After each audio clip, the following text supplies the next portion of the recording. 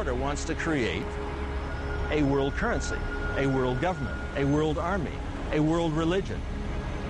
And it's not of Christ, of Buddha, it's not of the Muslim faith, it is a satanic order.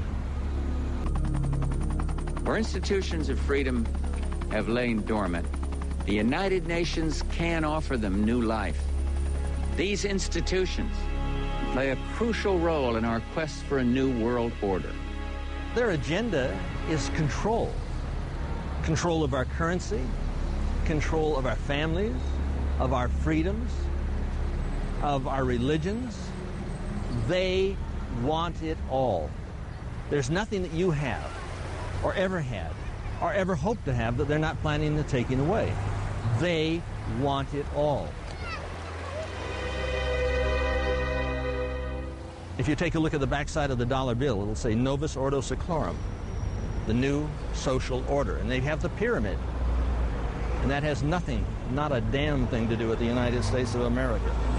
I was going to take a look at, a bill. And you can take a look on the backside of the bill and it'll say, here. You can hardly see it. But it's Novus Ordo Seclorum, the New World Order. It's what Hitler envisioned. It's on the backside of the United States dollar bill. The eye of the pyramid, which is also called the eye of Horus, is the eye of Lucifer. This is what we are facing. Just to give you an idea of how black is white and topsy is turvy in relation to our perception of what's going on compared with what is, in New York Harbor is a lady holding a lighted torch, a Statue of Liberty. Statue of Liberty, land of the free. That's what most Americans, 99.9% of them, believe that stands for. In fact, that was given to New York Harbor by French Freemasons who knew that it was an Illuminati symbolism of, we control the show, we're telling you, but because you don't know the secret language and we've given you another version of it, freedom, you don't know what's going on. The New World Order is housed right here at the United Nations. It is global government. Ein Volk, ein Reich, ein Führer. One world, one race, one ruler. It's what Rudolf Hess talked about when he introduced Adolf Hitler. This is Hitler's dream come true. This is a nightmare. This is the tombstone upon all sovereignty for all nations for all time. The United Nations must fall for freedom to live. Where institutions of freedom have lain dormant, the United Nations can offer them new life. These institutions play a crucial role in our quest for a new world order. An order in which no nation must surrender one iota of its own sovereignty, an order characterized by the rule of law rather than the resort to force. World War I, World War II were both created to bring about the United Nations. They're in the war business. Wars, like bridges, are engineered. This New World Order is in the war business. And to create the war, they can then say that they want peace.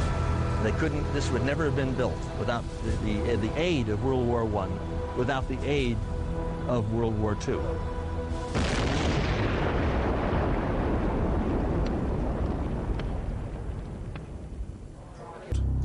Hundreds of anti-capitalist protesters are in Washington to try to disrupt meetings of the World Bank and the International Monetary Fund. At every street corner around the IMF and the World Bank, the demonstrators have set up human chains to stop the meetings taking place. What is the Bohemian Grove? Well, it's a kind of summer camp for the powerful. Among its members, political figures like Gerald Ford, President Reagan, Vice President Bush, Richard Nixon is a Bohemian. Each year, guests like Henry Kissinger or Zbigniew Brzezinski address members on their areas of expertise. For we are opposed around the world by a monolithic and ruthless conspiracy. It is a system which has conscripted vast human and material resources into the building of a tightly knit, highly efficient machine. By the military-industrial complex. Its preparations are concealed, not published. Its mistakes are buried, not headlined. Its dissenters are silenced, not praised.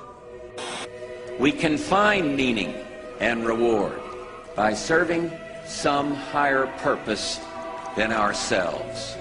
A shining purpose, the illumination of 1,000 points of light. No expenditure is questioned, no rumor is printed, no secret is revealed. We have before us the opportunity to forge for ourselves and for future generations a new world order. The quest for the new world order is in part a challenge to keep the dangers of disorder at bay. We were interested today to hear that more than 100 law enforcement officials in Mexico are having microchips implanted in their arms. The chips allow a person to be scanned, sort of like a cereal box at the supermarket checkout. I think the most important thing is for Barack Obama. I think his task will be to develop an overall strategy for America in this period when really a new world order can be created. I think a new world order is emerging, and with it the foundations of a new and progressive era of international cooperation. But the burdens of global citizenship continue to bind us together. In this new century, Americans and Europeans alike will be required to do more, not less. Partnership and cooperation among nations is not a choice. You know, there is such a thing as insidious influence. Does it involve bribery? And does it involve some sort of psychological domination of individuals?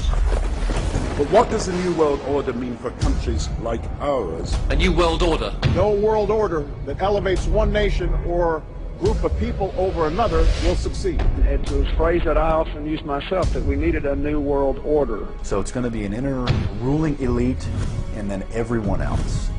And I got news for you. You're everyone else. The whole concept of New World Order is something else. It really says that the state is God. You take the roots of that organization and you find out that they created in all of the British dependencies what they call round table groups. Then around those little round table groups they created front groups. We're getting to two levels of government here. One level of government where we have checks and balances, and a higher level of COG government where the constitutional authorities are not allowed to go. The New World Order really is a tool for addressing a new world of possibilities. This is the third leg of the New World Order. Now, much has been said by the Secretary of State and others about a new world order, about a defining moment in history. I have no doubt about the potential of this moment to be defining in terms of history, but that definition can be negative as well as positive. And how negative or positive it will be will depend on what kind of new world order we really create.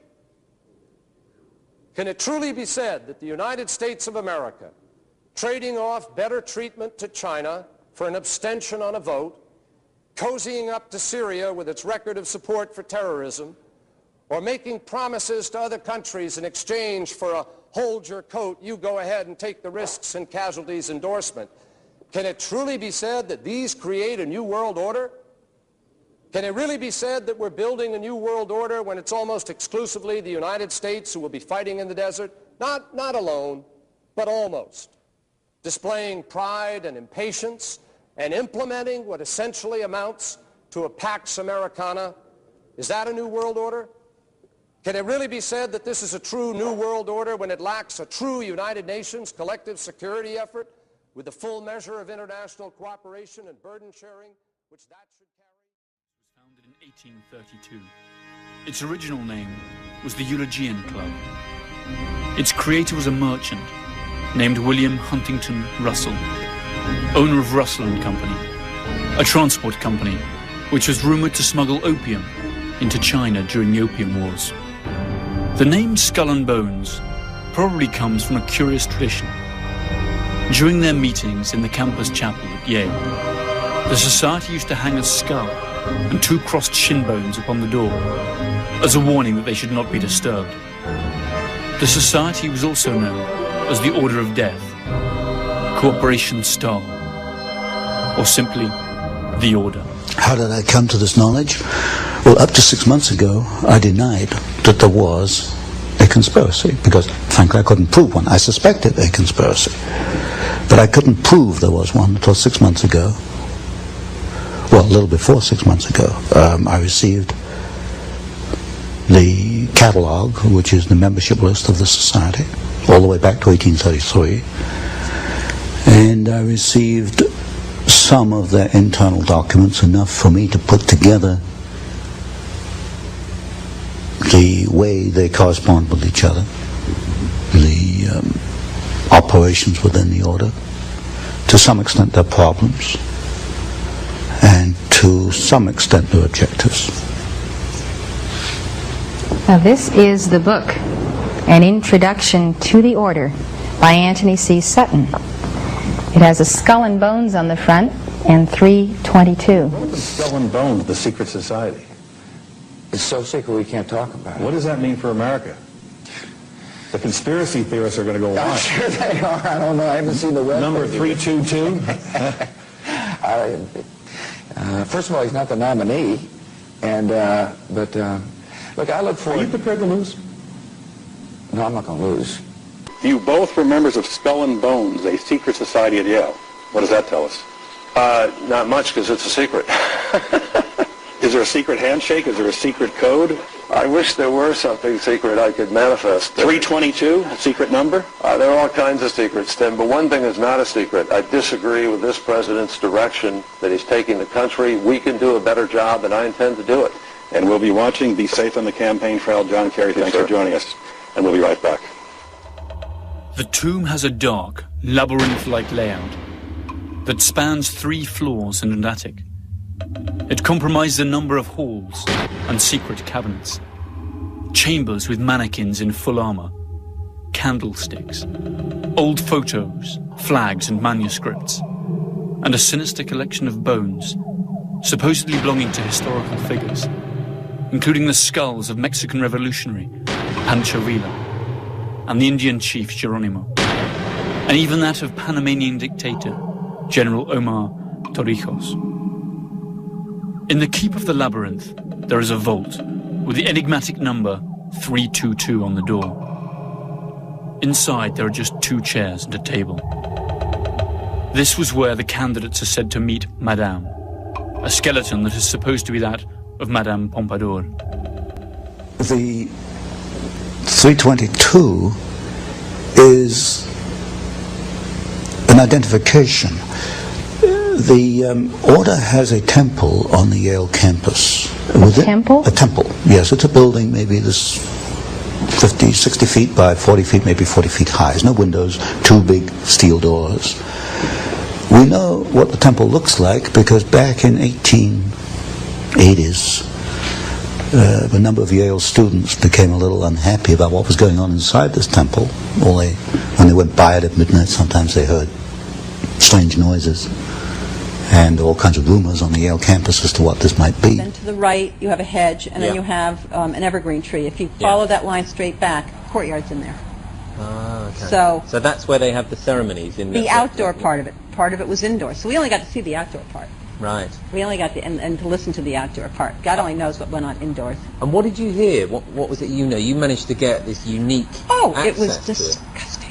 It was gross. I mean, they were pretending to murder people. And What was the tone of it, though? Was it jokey or was it quite... No, it wasn't jokey at all. It was sick. It's about the only way I can describe it. It was sick.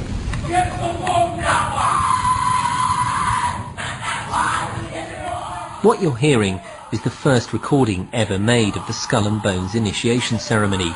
It has never been broadcast before.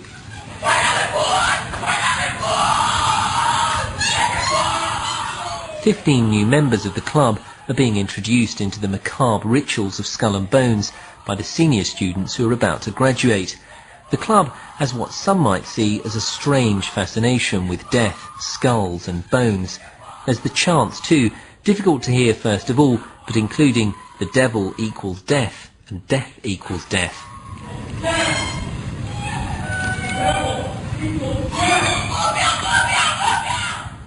These rituals have been honed over centuries, giving the society a weird set of traditions, rules and secrets.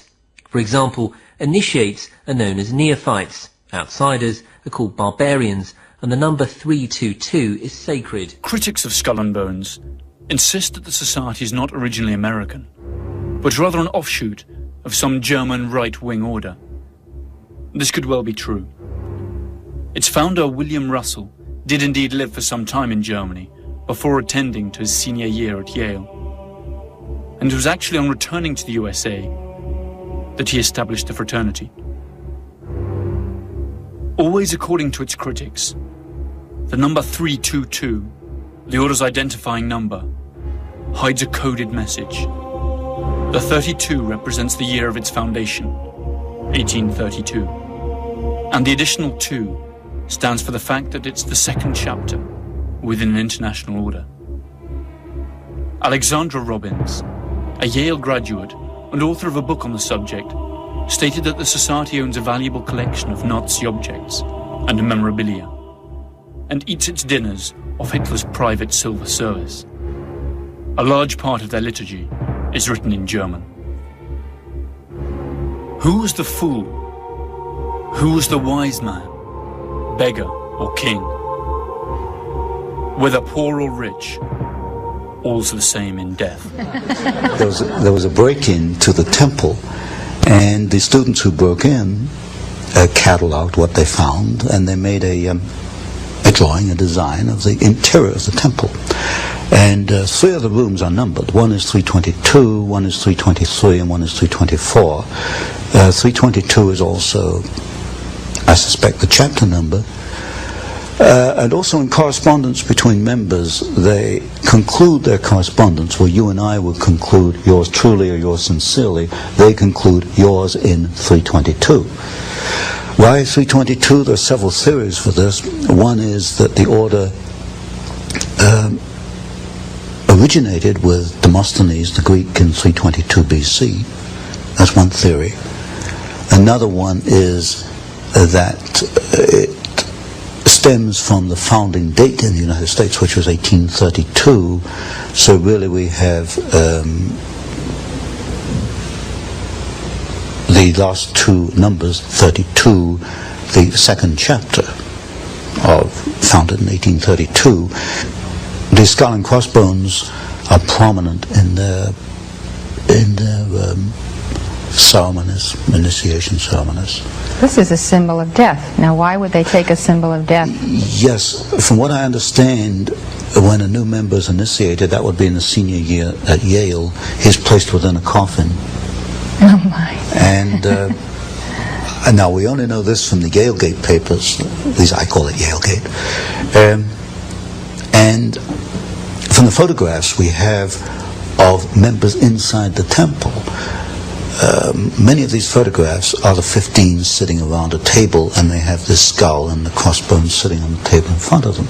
It is the symbol of death, and it has been called the Brotherhood of Death, and I think it probably more adequately should be called the Brotherhood of Death. So what I've had to do is look at the history, the biographies of the leading members of the order, and reconstruct their career, and see if there's a common pattern in their careers. While doing that, I came across some interesting documents. Some members apparently are not too happy once they become involved with this after 10 or 20 years. One member in particular left a memorandum. He wrote it in 1932. It was buried away in his papers. I don't think anybody found it before I did. And it was a 6-page memorandum on the order, naming some of the members, and said it was the most sordid thing ever happened in the history of man. So, but to come back to my point, I have to reconstruct the objectives. What are the objectives? In the words of one member, might is right. If you have the power, you use it to achieve your objectives. What is the objective? As you look at the histories of individual members, it can only be one thing: to acquire power, to keep power, to use power for their own purposes. In 1930, Prescott Sheldon Bush, father of President George H. and grandfather of President George W., a member of the Skull and Bones class of 1917, and president of the Union Banking Corporation, engaged in a number of profitable business deals with Fritz Thyssen, the German steel tycoon who supplied Hitler's war machine. The UBC was closed by President Truman during the Second World War under the Trading with the Enemy Act. In other words, for doing business with the Nazis. Apart from Prescott Bush, several other directors of the Union Banking Corporation in New York were also 1917 bonesmen, including E. Rowland Harriman and Ellery Sedgwick James. In 1938, Bush, by then executive associate of Brown Brothers Harriman, issued a loan to Hitler's Germany to enable the latter to import American Standard Oil fuel. Skull and Bones membership certainly has its privileges. At least 3 American presidents were or are bonesmen: George W. Bush, his father George H. Bush, and William Taft. The proposition that this small club of the well-to-do pulls the strings of American power, and through it those of the whole world, by placing its associates in key power positions, is supported by substantial evidence. The elections of 2004 saw the almost impossible come true. Both the Republican candidate George W. Bush and his Democrat rival John F. Kerry were members of Skull and Bones. That's to say, prior to running as representatives of parties that supposedly propound opposite political visions, they had both sworn allegiance to the same mysterious principles. And what's worse, they share secrets that are not known to their own constituents. Each year, only 15 students entering their senior year at the University of Yale are admitted. The candidates must have been tapped by those senior classmen of Yale University who make up the current membership. The criterion for selection also includes the candidate's potential to increase the power and prestige of the society. 2 votes against the candidate are enough for him to be rejected. During their initiation, candidates must recount all their sexual exploits. Finally, they are expected to perform various oaths, kiss some feet, and drink blood.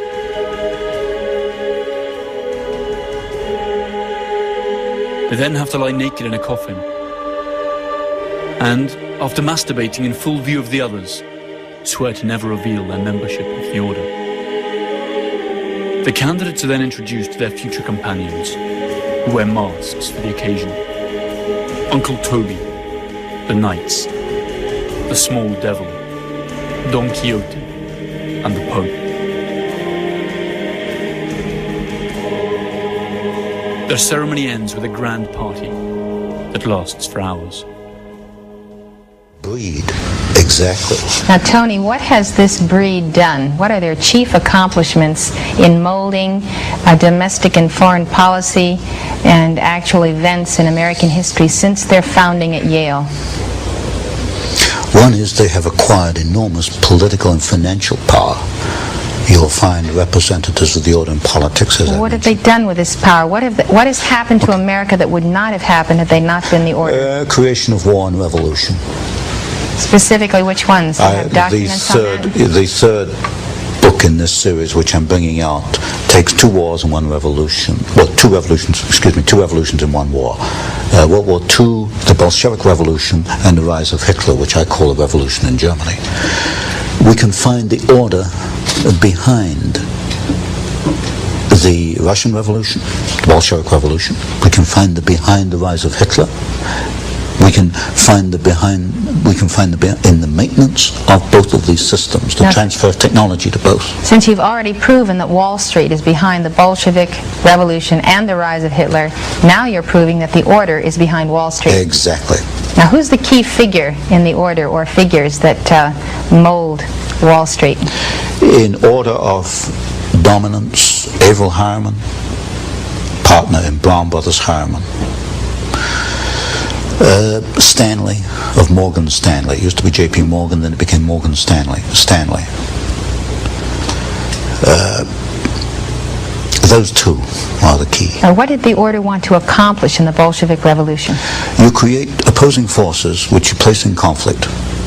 Out of conflict, you've got profit, you've got political power, and you can direct history. And if you look at the writings, for example, of the Trilateral Commission, they talk openly in the Trilateral Commission about managing conflict, not solving conflicts, but managing conflicts. Conflict management, that's the cry. So they got the profit, the power, and the management. Mm-hmm. Where do they want to steer history through the Bolshevik Revolution? They wanted to set up, and they did, two opposing forces. Out of that came World War II.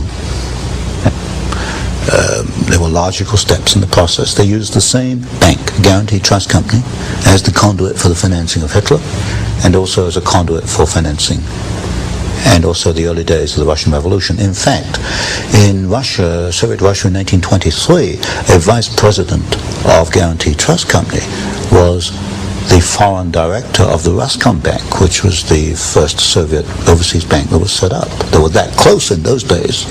You'll get a very close relationship between the early Hitler days and members of the order, which is in the third book. By the end of the 1980s, the scandal concerning the Bank of Commerce and Credit International was making the headlines. The BCCI was accused of laundering drug money and financing terrorist operations. The scandal tarnished the reputation of the US government, since the bank operated freely in America and was a regular contributor to political campaigns.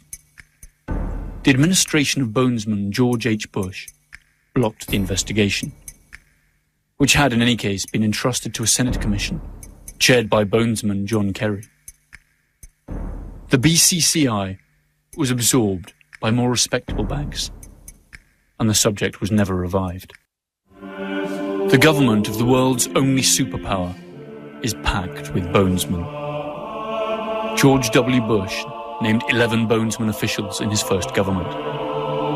Add to this various senators, congressmen, and chief justices, directors of the CIA, the Federal Reserve, and directors of banks such as J.P. Morgan Chase and Morgan Stanley Dean Witter. The American media is little different. Among others, Time and Newsweek magazines, in theory competitors, were both founded by bonesmen. The oldest and most influential families also belong to this select club. Bush, Bundy, Harriman, Lord, Phelps, Rockefeller, Taft, Whitney.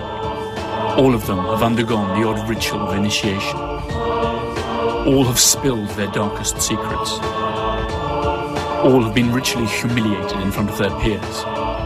And all of them owe loyalty to the order. It is estimated that there are some 800 bonesmen alive today, around half of them active and in key positions in the American economy and political establishment. Of America happen to be their own best interests as well.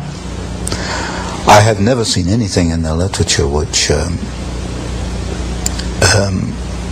leads me to believe that they have our individual rights in their hearts.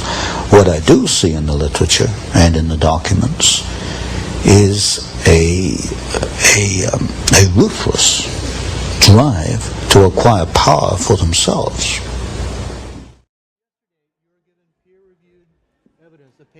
Peer-reviewed and published. I know, and I've got my people looking at it. Have you had a chance to look at the cover I letter? have not personally, but they are looking at the paper you gave me. Okay. If we give you, say, a week or two, can we get back to you after that? Absolutely. Excellent. It's very important because it is evidence of treason. I hear you. You made Building 7 comments, Mr. Kerry, before when you said... Thank you very much. ...in a controlled fashion. I do know that that wall, I remember, was in danger, and I think that they made a decision based on the danger that it had of destroying other things, that they did it in a controlled fashion. You denied making those statements before, but in a bookstore you said that Building 7, which was not hit by an airplane, came down in 6 seconds, looked like it came down in a controlled fashion. I mean, you made some very interesting comments on Building 7. And then you denied making those comments when we interviewed you in New York. Yeah, did you clear that up because Building 7 is such an anomaly? I don't have a record. I'd like to see specifically what I said. I don't have... Did you see the building come down? I don't have... No. You said that this building came down in a controlled fashion, like they took it down. No, I don't think I said... I'd like to see specifically what I said. What is your feeling on how it came down? Let's start fresh. Guys, I'm not into running in the hallway interviews and these kinds of things. We have very few opportunities to talk to a man like you. Let me take a look at what the transcript says, and we'll go from there. Okay? Fair enough. Thank you. Thank you for your time. Thanks.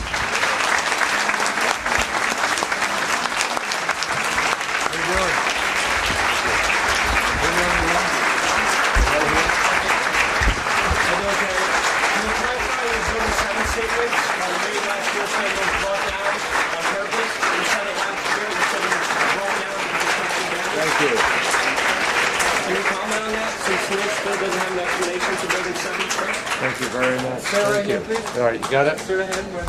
So can you comment on your Building 7 comment saying that it was brought down?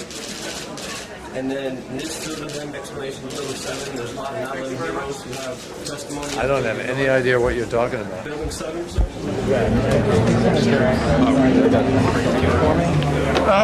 Sir, please put that away. Sir, Why don't you sign that for me? Thank you very much. Would you like to sign that? Sir, you cannot videotape. Would you like to take that information with you? Sir. Okay. So, Mr. Kerry, can you clarify your statements on Building 7? There's not 11 heroes that support your statement that it did come down in a controlled fashion, sir. Kevin McPadden, a first responder from Senator, about 1 year to this day in Texas, you said that building number 7, World Trade Center number 7, looks like it went down. They did it in a controlled fashion, sir. Could you please articulate what you meant by the Salomon Brothers World Trade Center number 7 was a controlled demolition and they had done it in a controlled fashion? first responder Kevin McPadden. You made that statement at the store called Book People in Austin, Texas on April 21st of 2007 when you were being questioned about the World Trade Center collapse of the Salomon Brothers building. Thank you very, very much. Senator Kerry, you cannot ignore these questions, Senator Kerry. Yes, you did. It is on YouTube, Senator. They made a decision based on the danger that it had of destroying other things, that they did it in a controlled fashion. You are on file with testimony, Senator. You must clarify your remarks, Senator. Was it a controlled demolition, Senator Kerry? Skull and Bones. We know what it's about, Senator. We know everything about you.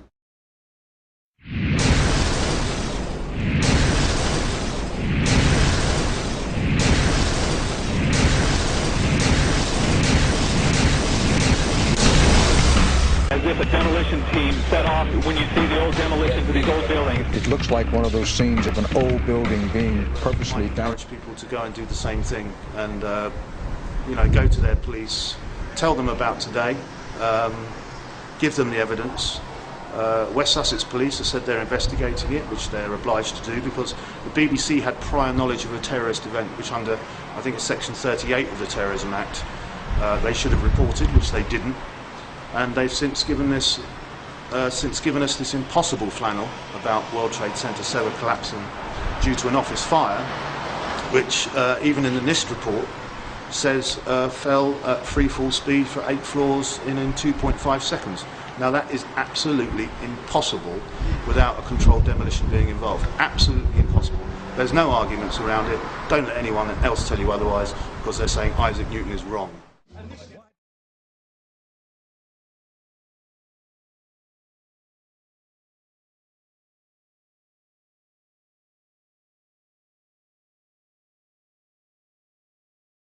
Can you believe what you have been seeing on CNN today, ladies and gentlemen? Can you believe it? Supposedly, a CNN reporter found Osama bin Laden, took a television camera crew with him, went into Osama bin Laden's hideout, interviewed him and his top leadership, his top lieutenants and colonels and generals in their hideout. This is a CNN reporter with a camera crew. And he came out and told everybody, within 3 weeks, Osama bin Laden is going to attack the United States and Israel. Now, don't you think that's kind of strange, folks? You see, because the largest intelligence apparatus in the world, with the biggest budget in the history of the world, has been looking for Osama bin Laden for years and years and years and can't find him. A reporter from CNN and his little camera crew got in to Osama bin Laden's secret hideout and conducted an interview. If you don't believe me, tune into CNN. They're probably running it right now as I'm speaking. And if you believe it, you are one of the stupidest jerks that ever lived on the face of this earth. And whatever is going to happen that they're going to blame on Osama bin Laden, don't you even believe it. When in hell are all you people going to wake up? So if 9/11 was really an inside job, then who are the people inside that did it? Well, we can start by looking at some of the people inside the buildings that were targeted and destroyed on 9/11. In the impact zone of the North Tower was a company called Marsh & McLennan, which at the time was the world's largest insurance brokerage company. One of Marsh's executives was a guy named L. Paul Bremer, who was also the chairman of the Congressional National Commission on Terrorism from 1999 to 2000, and the U.S. ambassador at large for counterterrorism from 1986 to 1989. Instead of going to work on the day of 9/11 and dying inside the towers with hundreds of his employees, Bremer decided to go on MSNBC and tell the world that Osama bin Laden was behind the attacks and possibly Iraq and Iran, and then he demanded the most severe military response we can come up with. L. Paul Bremer was called away from Marsh in 2003 to become the Iraq occupation governor, a role he has been widely criticized for. So Bremer not only worked inside the buildings, but had offices directly in the impact zone of the South Tower where Flight 175 would hit. He missed work on 9/11 to give us the official story on national television, and went on to be the Iraq occupation governor. You really can't get more connected to 9/11 than that.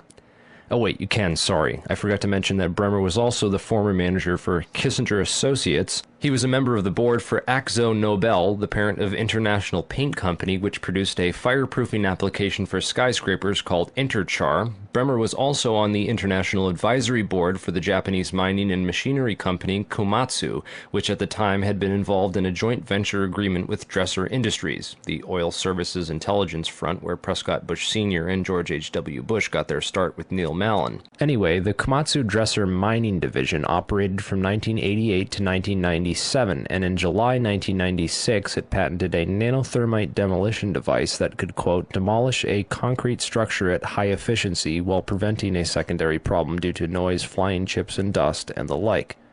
As many of you know, residues of thermite, a highly energetic chemical mixture, have been confirmed in samples of World Trade Center dust, and the use of thermite at the World Trade Center was also revealed by environmental data. See the description for more links and sources. But wait a minute. It would have taken tons of this stuff. How could they get it inside the buildings and put it into place without anyone finding out?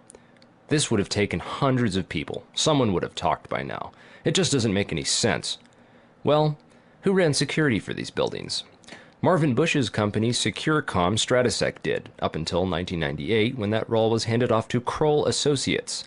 Yet Stratesec still retained security contracts that didn't expire until the day of 9/11. Both these companies have a suspicious cast of characters working for them. Bush's cousin, Wirt Dexter Walker III, was the CEO of Stratesec with a long history as a manager for CIA front companies, such as Glor Forgan. The corporate operating officer of Stratesec was a guy named Barry McDaniel, who came from BDM International, where he was a vice president of material distribution and management systems. He also had a history of involvement with black projects. Securicom Stratesec also ran security at Dulles International Airport, where Flight 77 into the Pentagon was hijacked out of, and also had contracts with United Airlines. They also ran security at Los Alamos National Laboratories during the time period that nanothermite was first being developed there. Then there's Kroll Associates, also known as the CIA of Wall Street. Kroll's managing director was a guy named Jerome Hauer, who, like L. Paul Bremer, survived the 9/11 attacks by going on national television to give us the first accounts of the official story. Before anyone knew it was happening, these guys apparently had it all figured out. In addition to being managing director for Kroll, Jerome Hauer was the national security advisor with the National Institute of Health, which managed the government response to the anthrax attacks shortly after 9/11. On the day of 9/11, Hauer advised the White House to start taking Cipro, an antibiotic effective against anthrax, and then strangely a week later, 2 senators and several people in the media who had been calling for an investigation into the 9/11 attacks were mailed anthrax and told to shut up. apparently by members of Al-Qaeda, who later turned out to be a bioweapons researcher at U.S. AMRID in Fort Detrick, Maryland, named Stephen Hatfill, who had worked with Jerome Hauer for a company called SAIC. Scientific Applications International Corporation, a defense contractor with expertise in thermite-related technologies, played a large part in the NIST World Trade Center investigation. A few other names and companies inside the Twin Towers also worthy of further investigation include Craig Stapleton, who is married to Bush's cousin Dorothy Walker Bush. Stapleton was the president of Marsh Real Estate Advisors from 1982 to 2001. He was a member of the board of directors for Cendant, that was charged with massive accounting fraud in 1998, and went on to join Winston Partners, a privately owned investment firm founded in 1993 and led by George W. Bush's brother Marvin. Other very powerful and well-connected people worked in senior management at Marsh. These included Stephen Friedman, a senior principal at Marsh Capital and former partner at Goldman Sachs, who later became George W. Bush's top economic advisor. Friedman was also a member of the Brookings Institution, the Bilderberg Group, the Foreign Intelligence Advisory Board, and the board at In-Q-Tel, the investment firm founded by the CIA in 1998. In-Q-Tel invests in state-of-the-art technologies related to defense and intelligence work, including nano and chemical technologies, according to its website. In another interesting coincidence, Friedman belonged through Cornell University to a secret society called Quill and Dagger, the membership of which includes Paul Wolfowitz, Sandy Berger, and Stephen Hadley. Wolfowitz, the neocon Deputy Secretary of Defense in the Bush administration, was the author in 1992 of the Wolfowitz Doctrine of preemptive warfare. He also made comments about a surprise-like Pearl Harbor months before 9/11 and met with Pakistani ISI General Mahmoud Ahmed in the week before 9/11. Berger, the national security advisor to President Clinton, was later caught stealing documents from the 9/11 Commission investigation. Berger was also the boss of White House counterterrorism czar Richard Clarke, and together with Hadley, who was Condoleezza Rice's deputy, was responsible for delaying or obstructing Clarke's plans to stop al-Qaeda in January of 2001. Jeffrey Greenberg resigned from Marsh & McLennan after being accused of serious financial crimes. The first plane of 9/11 flew directly into his company's secure computer room in the North Tower. Jeffrey Greenberg is a member of the Brookings Institution and the Trilateral Commission. Jeffrey Greenberg rose quickly through management at Marsh, having come there directly from AIG in 1995, and then becoming CEO just 4 years later. At Brookings, Greenberg hobnobbed with Lee Hamilton, co-chair of the 9/11 Commission. There's also Jim Pierce, another Bush cousin, who was managing director of Aon Corporation, who, according to the NIST report, modified unknown sections of Floor 83 in the South Tower in 1997. Jim Pierce had arranged a meeting on the 105th floor of the South Tower for that morning. Pierce survived that day, despite the fact that 12 people came to the meeting in the South Tower and 11 of them died. The location of the meeting had been changed the night before to the Millennium Hotel, where Pierce watched the South Tower as it was hit by the aircraft. Apparently, the meeting attendees were not all notified of the change in location. Another interesting character is Joseph Kasputis, of Baseline Financial Service, which occupied the impact zone of the South Tower on floors 77 and 78, where United Airlines 175 impacted. Kasputis has a history of being well connected to the highest levels of government, as well as to the defense and intelligence industries. Kasputis worked from 1972 to 1977 for the U.S. Department of Commerce and Defense. He was also the deputy director of Nixon's White House task force that dealt with the Arab oil embargo of 1973, and was instrumental in the creation of the Department of Energy. Kasputis went on to run a large corporation called Primark that had offices in both towers on 9/11. One of the subsidiaries of Primark, the Analytical Sciences Corporation, TASC, worked with so-called black or top-secret programs. TASC also worked closely with the National Institute of Standards and Technology. Kasputis was also a member of the Logistics Management Institute, LMI, whose members included Paul Kaminsky of In-Q-Tel and General Dynamics, Charles DiBona of Halliburton, Skull and Bones member Joseph Samuel Nye, and Michael Daniels of Scientific Applications International Corporation. LMI's self-proclaimed role is advancing the science of government. Kasputis' connections to the DOE from 1977 through at least 1997 are interesting, considering that the DOE was developing thermite ignition devices as early as 1983. Joseph Kasputis went on to become the CEO of Baseline Financial Services, which was directly in the impact zone on the 78th floor of the South Tower. According to NIST, Kasputis' Baseline Financial modified the southeast corner of Floor 78 in 1999, exactly where the aircraft hit on 9/11. Floors 77 and 78 were upgraded for fireproofing in June and April of 1998, respectively. Another company of interest on Floor 91, just above the impact zone for the South Tower, was Washington Group International. This company was known primarily as a construction and mining firm, and it had just acquired Raytheon Engineers in July of 2000. In 1996, Washington took over Morrison Knudsen, an engineering and construction firm that had a history of working on large-scale projects around the world, including in China, Iran, Afghanistan, and Saudi Arabia. The Army Corps of Engineers hired Morrison Knudsen to demolish over 200 buildings in 1995. One of the DOE facilities for which Washington was responsible well before 9/11 was the Savannah River site near Aiken, South Carolina. In February of 1997, Lawrence Livermore National Labs and the Savannah River site signed an agreement of cooperation to share technology. Savannah went on to add developing sol gel technology for fuels and other applications to its portfolio. Sol gel technology is utilized by Lawrence Livermore National Laboratories for making nanothermites. In another coincidence, Savannah River Technology staff participated in the search and rescue operations at Ground Zero by providing unique tools. Just before 9/11, Washington was going through a tough time financially and sought Chapter 11 bankruptcy protection. Securities and Exchange Commission documents show that Washington made court-ordered pre-petition payments as part of these proceedings to a number of companies, including Komatsu. Washington also made payments to Greenhorn and Omara, whose employee, Teresa McAllister, was a lead author of the FEMA and NIST reports on the World Trade Center disaster, and to Sumitomo Bank, which was closely allied with Komatsu. Building 7 was a 47-story federal office building in the World Trade Center site, which collapsed at 5:20 p.m. on the afternoon of 9/11. This building was home to the CIA, in fact the largest CIA headquarters outside of Langley, Virginia. It also housed offices for the Secret Service and the Securities and Exchange Commission.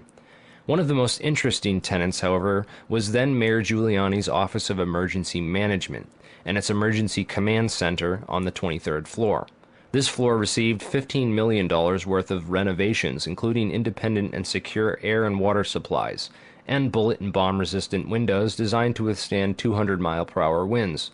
Mayor Giuliani was a former U.S. prosecutor for the South District of New York from 1983 to 1989, who was in charge of investigating the terrorist financing Bank of Credit and Commerce International. After he left his job as a prosecutor to start a political career, he worked for a law firm called White & Case that actually represented BCCI. So he went from prosecuting the BCCI to working for a law firm which defended the BCCI. This was likely his foot in the door of this underground corporate criminal network. Giuliani would later help to destroy all the crime scene evidence from Ground Zero. Giuliani's sidekick on 9/11 was Police Commissioner Bernard Kerik, who appeared to be coaching some of Rudy's actions that day, keeping him away from the media and even answering questions for him about explosives in the buildings. In fact, Bernard Kerik gave us the first official government pronouncement that no explosives were involved in the destruction of the World Trade Center buildings. Kerik's department was also the same one that found that pristine, completely undamaged hijacker's passport, which survived a plane impact, and Fireball, which destroyed 2 titanium black boxes and 3 towers. Yeah, Kerik would later receive a nomination from President Bush to become Director of Homeland Security, which he declined for personal and political reasons, and instead took a job training the Iraqi police force in Iraq alongside L. Paul Bremer. Both men are credited for turning Iraq into the unwinnable quagmire it is today. In February of 2010, Kerik was sentenced to 4 years in federal prison for conspiracy and fraud charges, unrelated to the crimes of 9/11, unfortunately, but it still goes to show you what kind of person he is. Definitely the kind of person you'd want inside the New York City police force during a staged event like 9/11.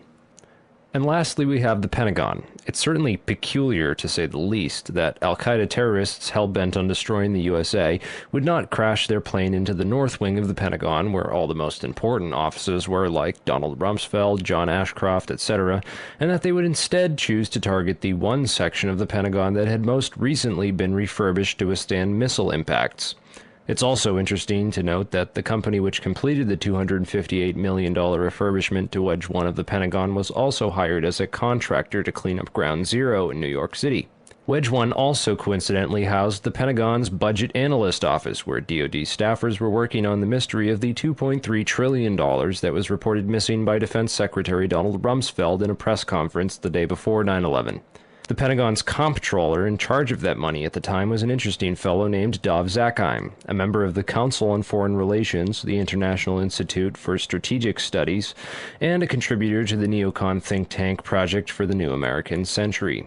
Zakheim helped write the PNAC document Rebuilding America's Defenses, in which he is credited for the line which states, "Further, the process of transformation, even if it brings revolutionary change, is likely to be a long one, absent some catastrophic and catalyzing event, like a new Pearl Harbor."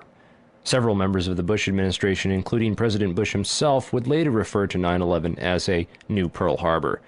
If anything, the individuals and organizations outlined in this video are at least as suspicious as the 19 hijackers themselves.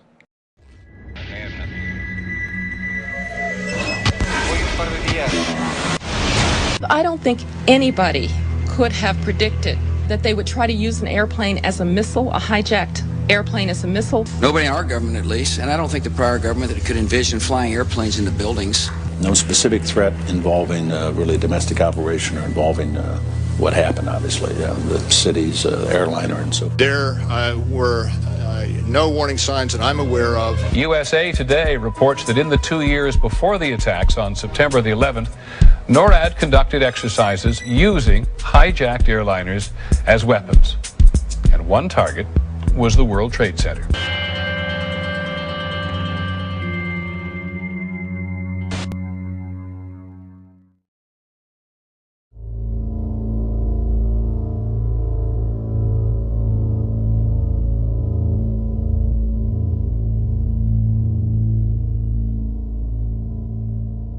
The North American Aerospace Defense Command is charged with defending North America's airspace.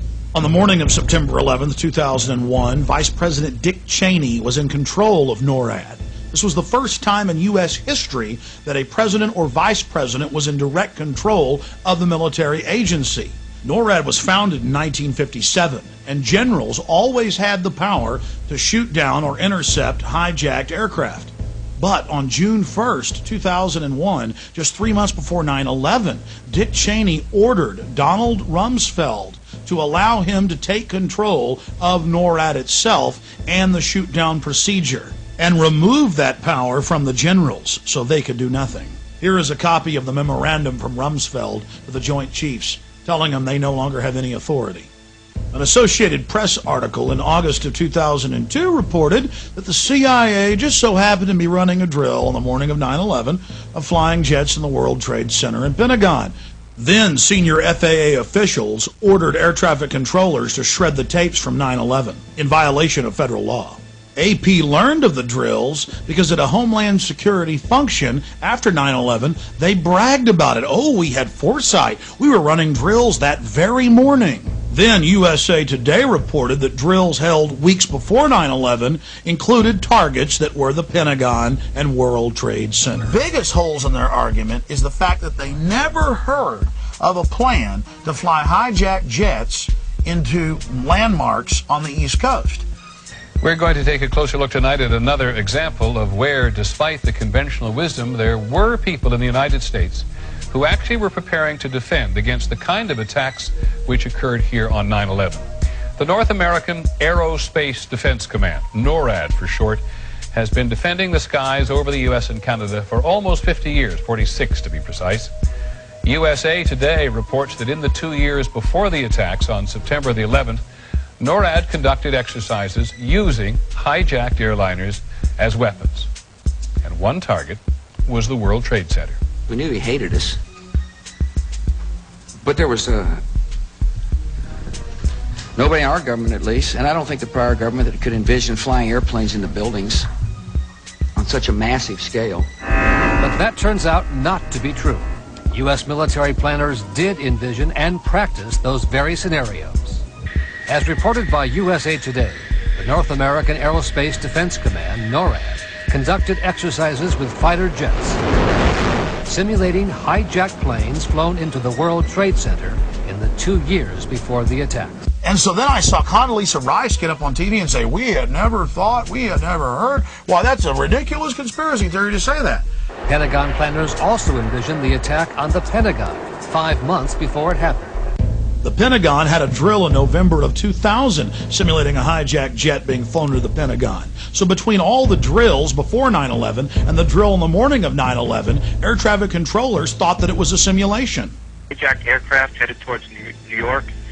Is this real world or exercise? No, this is not an exercise, not a test. September 11th, 2001. NORAD is in the middle of a number of military exercises. The first, Vigilant Guardian, is described as an exercise that would pose an imaginary crisis to North American air defense outposts nationwide. The second, Northern Vigilance, moved fighter jets to Canada and Alaska to fight off an imaginary Russian fleet. 3 F-16s from Washington, D.C.'s National Guard at Andrews Air Force Base, 15 miles from the Pentagon, are flown 180 nautical miles away for a training mission in North Carolina. This left 14 fighter jets to protect the entire United States.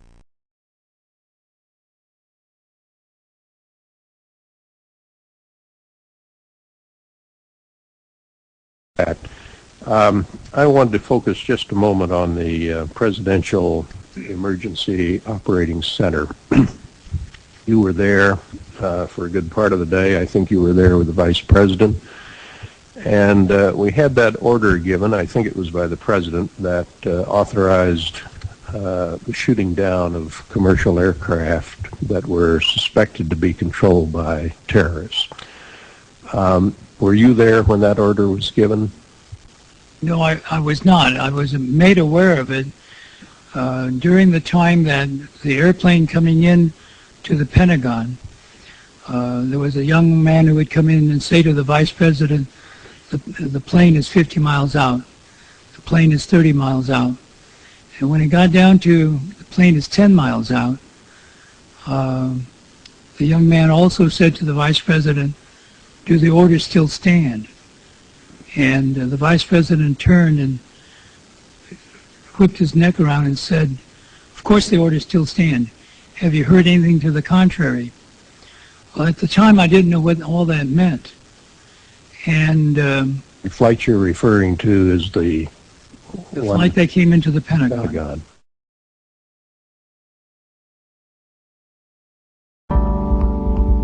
The fact that they were holding war games on the day that mimicked the actual attack scenario in every aspect, and then that afterwards they claimed we couldn't have imagined that such a thing would happen, although it was exactly the scenario that we were rehearsing. Hijackings, crashes into buildings, an emergency in New York City, all this was being rehearsed on the day as part of a plan. So when they say we couldn't have imagined it, they're lying.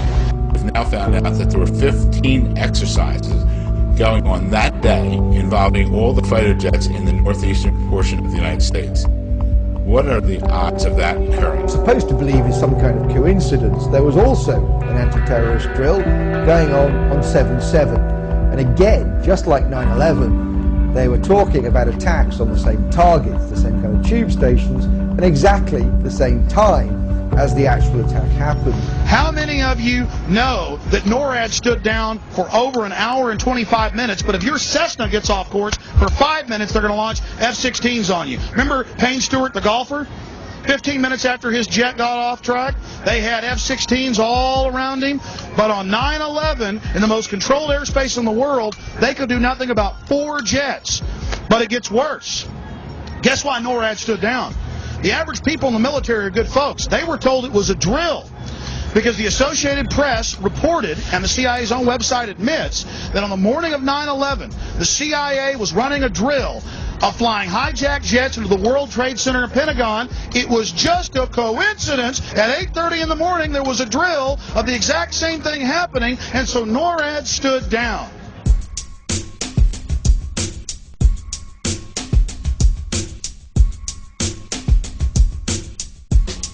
My thesis is Evil Danger are the terrorist controllers. Mohammed Atta, He can't get through the day. He's got to have money. He's got to have help. Terrorist controllers, case officers, babysitters for Atta. The main consumer of Able Danger Intelligence is Major General Jeffrey Lambert, Special Forces. And he tells them, he says, look, they have a chart with all these Al-Qaeda characters, including Atta, before the fact. And he gets these yellow Post-it notes, and he puts one on Atta's face, saying, that reminds you, you can't share information about him. So they knew exactly who these people were, of course, because they were telling them what to do. Every year there's a drill called Able Warrior, and the theme is only one thing, anti-terrorism. Now if you look at the way that they do this, they have drills in binary pairs. One side pretends to be the defenders, and the other side pretends to be the attackers, okay? So if Able Warrior are the defenders, anti-terrorism, what's Able Danger? Able Danger is a troop of attackers to be used to simulate attacks during anti-terror drills. In other words, those double agents are there as actors, if you like, in normal drills, but then at a certain point, wham, the drill goes live and something happens.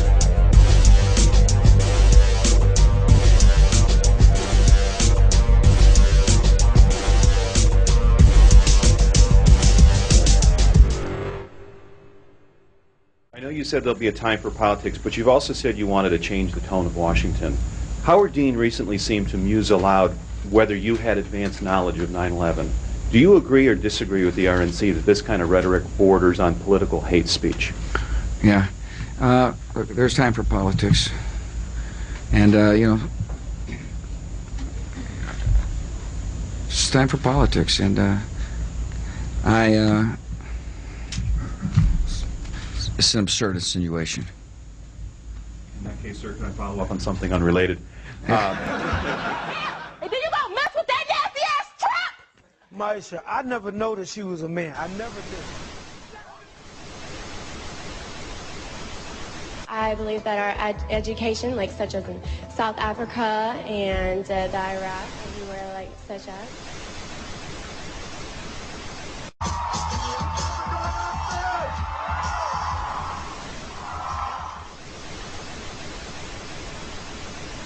Platform 8 for the 2228 Southern service to Eastbourne via Lewis. Please join first. One option, placing a tracking microchip under a service member's skin. Former Special Operations Officer. And if you hear the shouting, it's a group of demonstrators who come. 9/11 was an inside job.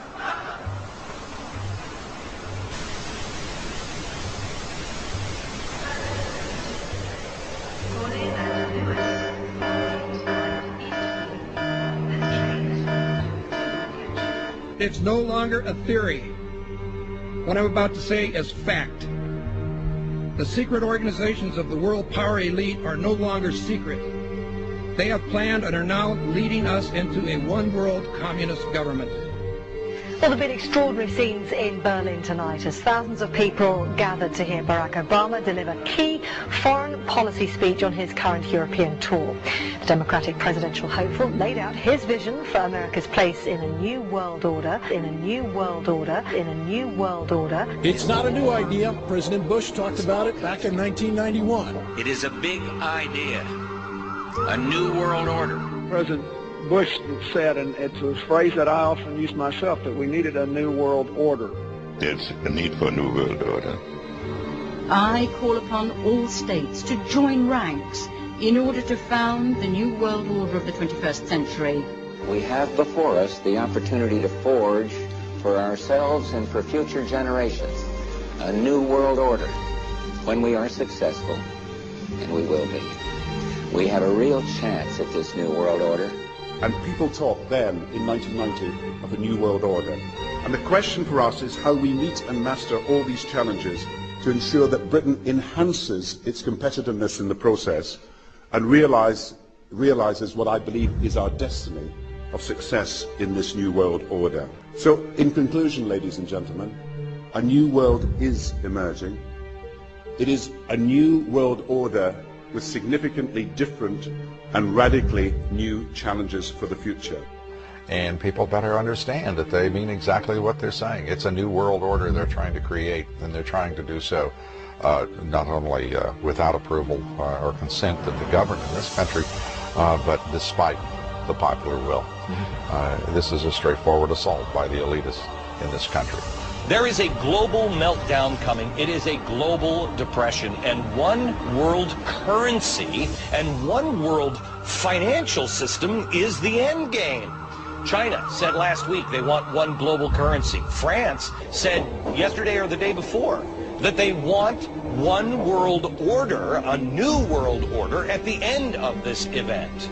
Gordon Brown will today call on fellow world leaders to seize the opportunity created by the worldwide economic crisis to create a truly global society. The Prime Minister will use a high-profile speech in the City of London to say that Britain, the US and Europe should join together to create a new, stronger and more just world order. This engineered collapse is there as a massive problem for which you offer the solution, and the solutions are the infrastructure we've been predicting all this time, including the World Central Bank.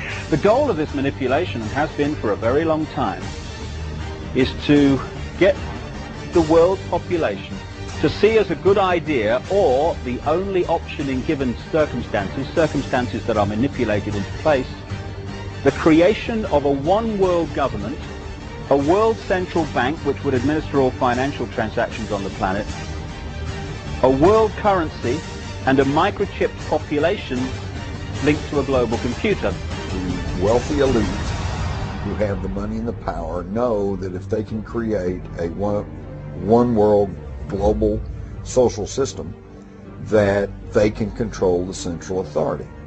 In other words, world control, world domination, one of the oldest desires in the history of the world. There's a very, very clear-cut and easily identifiable system in place that puts all of these elements, from media control to government control to energy control, together into one apparatus working together effectively towards its final goal, which is, global control. Because of the compartmentalized pyramids that they've constructed within all these institutions of government and finance and corporations, the vast majority of people who are daily making contributions to push the world in this towards this Orwellian global state have no idea that they're doing that, because they don't know how their contributions fit in with everyone else's. Only the few at the top do.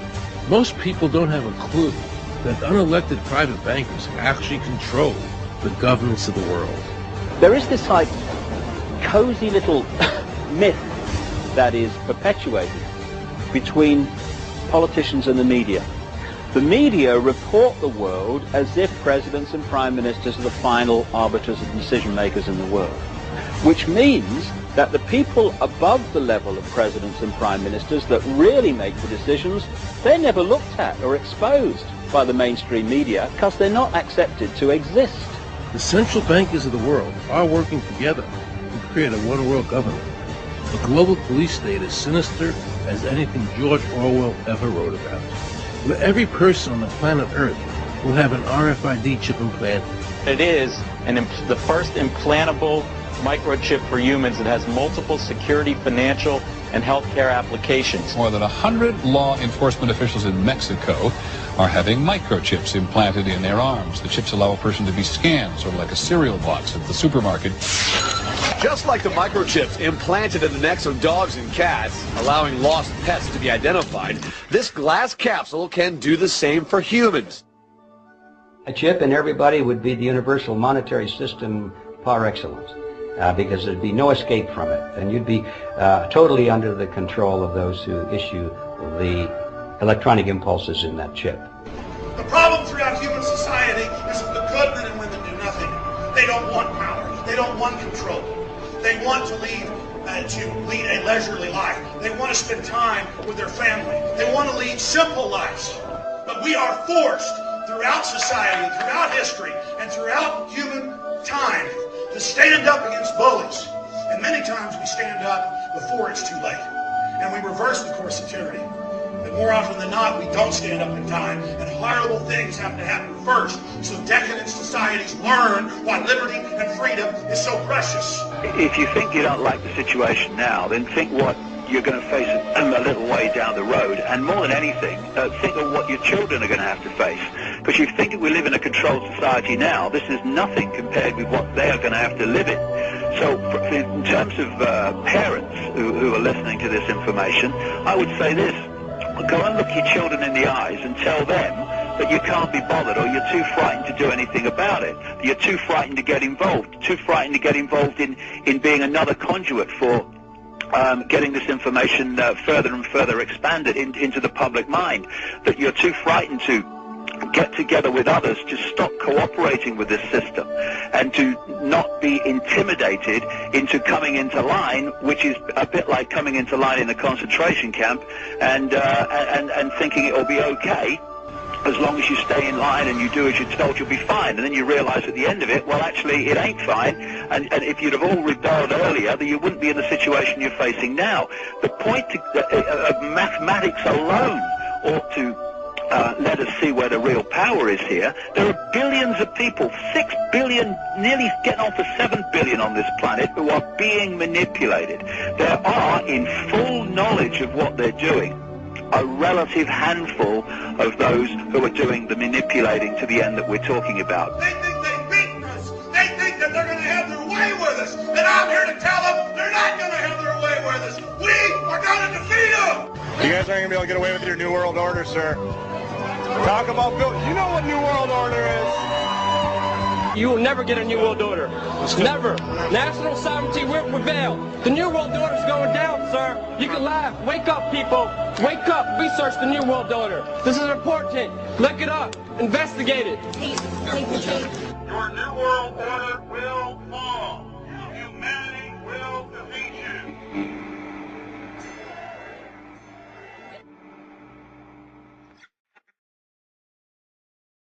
The Council of Foreign Relations was founded during the First World War, when a university fraternity presented President Woodrow Wilson with a set of proposals that detailed options to reinforce world democracy when Kaiser Wilhelm II was eventually defeated.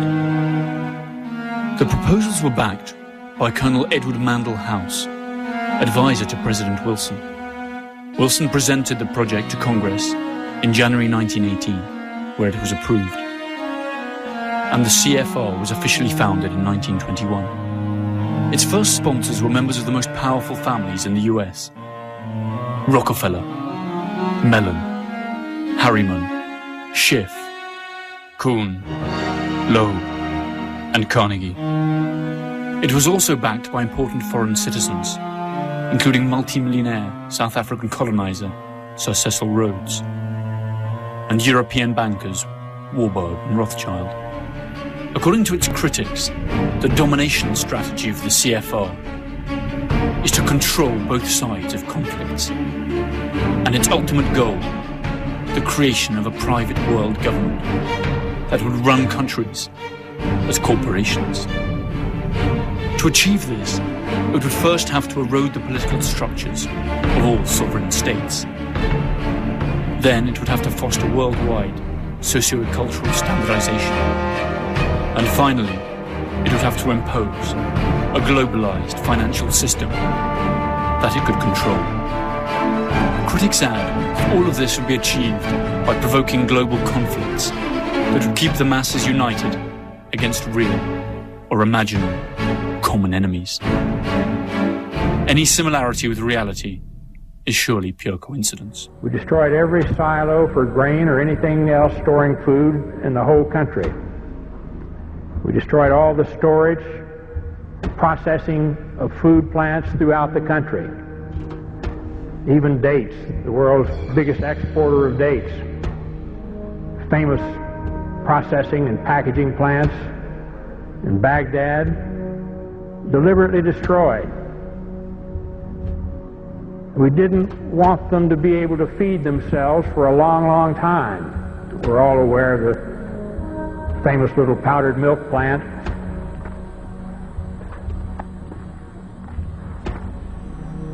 The United States government says that in this factory here you are making chemical weapons. Is that true? No, that's not true. They are lying. Because this is milk for children. This powder, milk of children. Nothing else was made, only this in the factory? Yes, and you can see it yourself. With the only factory in the Middle East to produce powdered milk, they were producing about 17% of their powdered milk requirements. We destroyed that, cut off all the milk. The malnutrition of the mothers immediately jeopardized all of the infants. 70% of the pregnant women, even today in Iraq, suffer anemia. The death rate for children has soared compared to 1989, the last year before sanctions. One of the biggest causes of death in Iraqi children today is diarrhea and dysentery due to the untreated drinking water. Iraq's water purification plants were heavily bombed in the war, and many that were repaired have broken down. The United Nations bans the import of spare parts and chlorine into Iraq to purify water. We saw the effects of this policy in the hospitals. This is the second attack form of acute bloody diarrhea, amoebic dysentery. Most of them are due to contamination of water. He is malnourished, anemic, underweight with a developmental delay. Diarrhea and vomiting. Do you have tap water there? No. You see the conditions of these children shouldn't happen anywhere, and it's caused by the sanctions the United States government insists upon.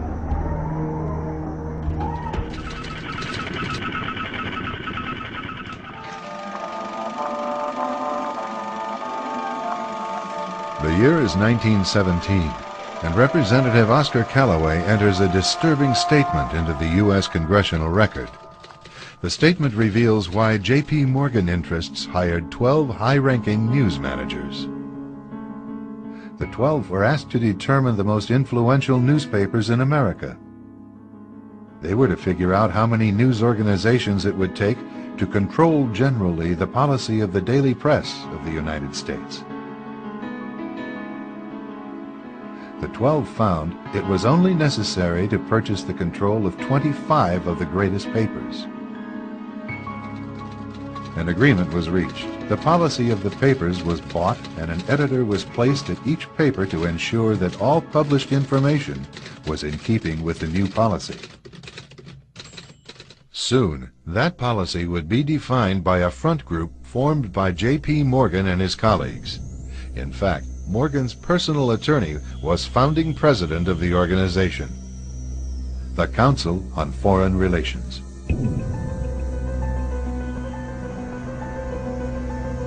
Today, the CFR maintains that its goal is to increase America's understanding of the world.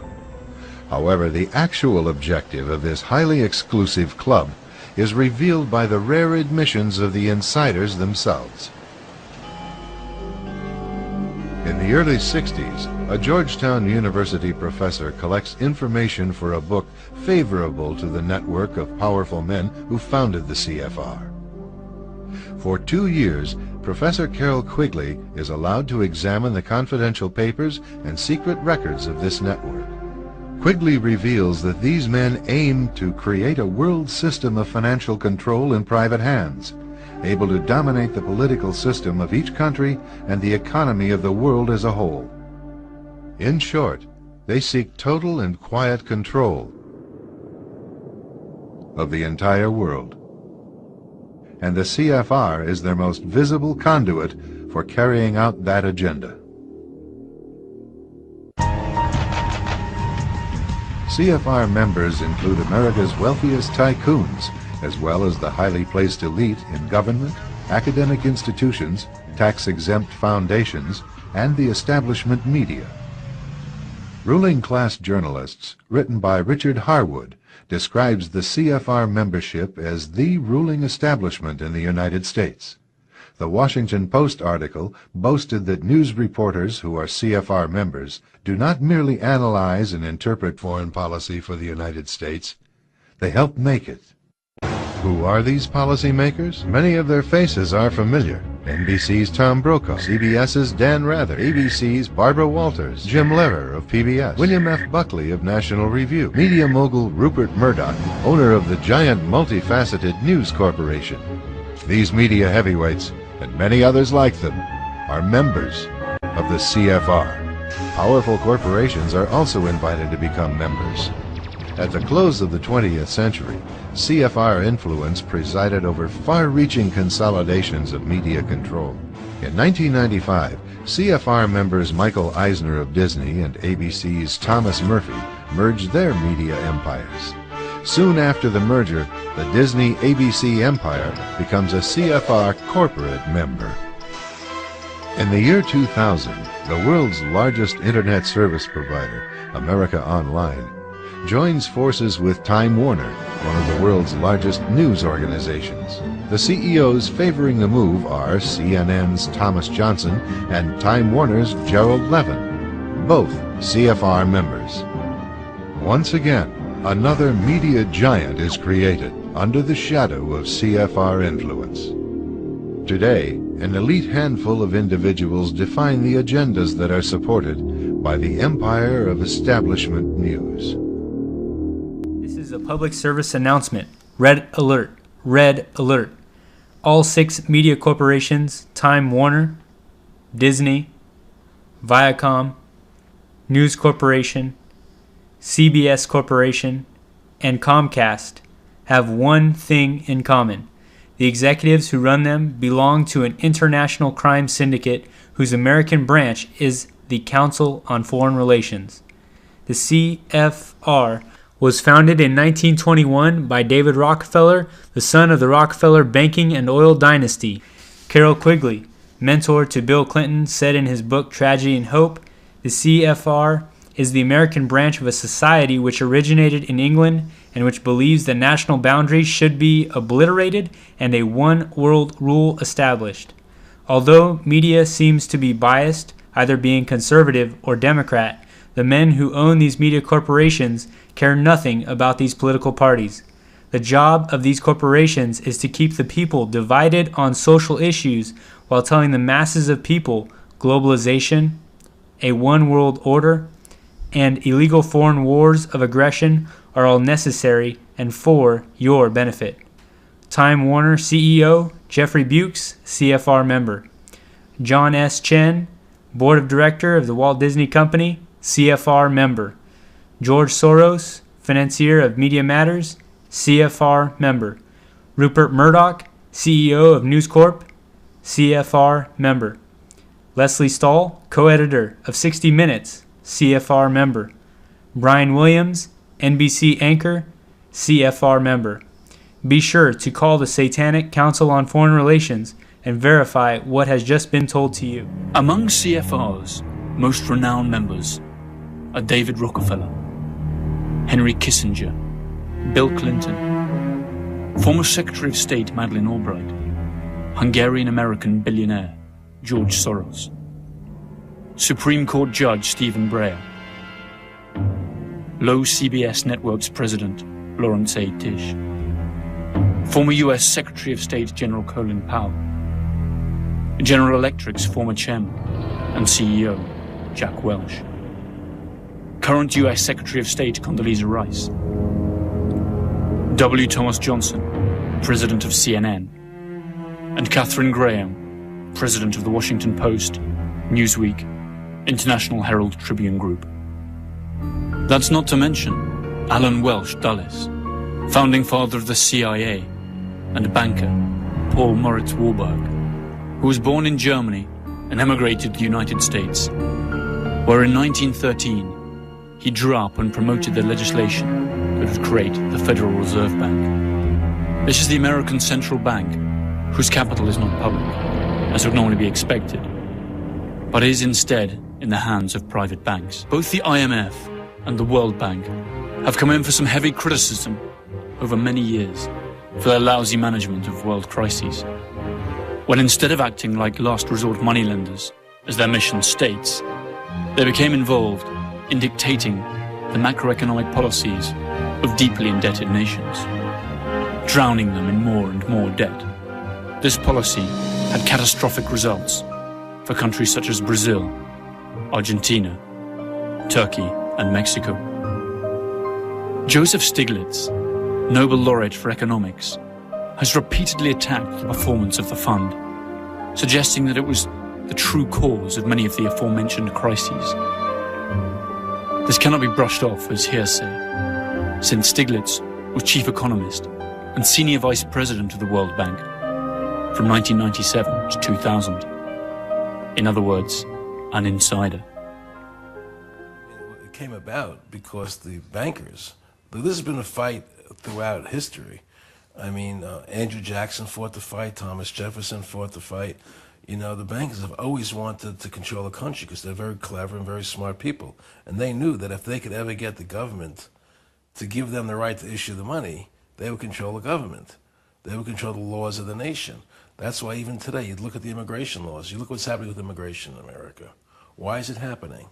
On one hand, people say we've had this 9/11 attack, and we have to get ID cards for people, RFID chips. Everybody has to be identified. They have to go to the airport. They have to be searched. Right. Everything is, we got security's foremost in everybody's mind, right? But on the other hand, I know if I were the president and 9/11 came, the first thing I would do was shut off the borders so nobody can come in there. So on one hand, they're telling Americans they have to be controlled with ID cards and RFID chips and wanting to chip people. And on the other hand, they're letting everybody come into the border. Terrorists, whoever wants to come in, can just walk over the border and come into the country. So you know it's a lie. It's not about terrorism.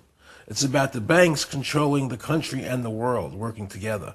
This is about the bankers wanting a one-world government without borders. That's why everybody's able to come through the borders. It's not about security at all. And so the situation we're facing today is we have a government that's controlled by the Federal Reserve System, and the Federal Reserve System has this appearance of credibility, and Alan Greenspan's the greatest guy in the world, and now Bernanke, you know, and all these guys, oh, the Federal Reserve, you got to have the Federal Reserve. But in reality, the Federal Reserve is part of the Communist Manifesto. They talk about America having, being a capitalistic society, you know, but yet you have a central bank that makes all the decisions. That's not capitalism. No, it's a fraud. It's a lie. They deceive the people, and they put out all this spin, all this press. You know, the Federal Reserve is the greatest thing in the world, and they're going to protect us, and they're going to make sure there's no more depressions in this country. What they've done is destroy the currency of this country, and they've taken all our gold while destroying the currency. And at some point, they're going to probably pull the plug and create the Great Depression. You know. And we're talking. You have to get rid of corporate America. You have to get rid of the powers that they have. You have to greatly control every transaction and what's going on there. And basically, you have to make them impotent. Because as long as they have the power, they're going to continue to exploit and manipulate the working class. All the cops are, they're just workers for the 1%, and they don't even realize they're being exploited. What kind of relationship do you have with the cops? Or do they see you as being one of them? Or they're trying to get me arrested. They're trying to get you arrested. And I may disappear, okay? But as soon as I'm not going to go to prison, but as soon as I'm let out of jail, I'll be right back here. And they'll have to arrest me again. And is it happened to all of us? To be allowed to join the select 4,200 members the CFR has today, it is mandatory to be American, or to be about to obtain American citizenship. The council is loaded with top executives of financial institutions, powerful industry leaders, and mass media executives. Academics and scholars, high-ranking military personnel, politicians, public officers, deans of universities, and research centers are also welcome. The idea of a world dominated by private corporations, led by the CFR, might sound nonsensical. These corporations have a joint turnover that is almost twice the GDP of the United States, and employ more than 25 million people in the United States alone. Their power is surely already strong enough to twist some political arms worldwide. Perhaps the CFR is just an innocent think tank, like its members say it is.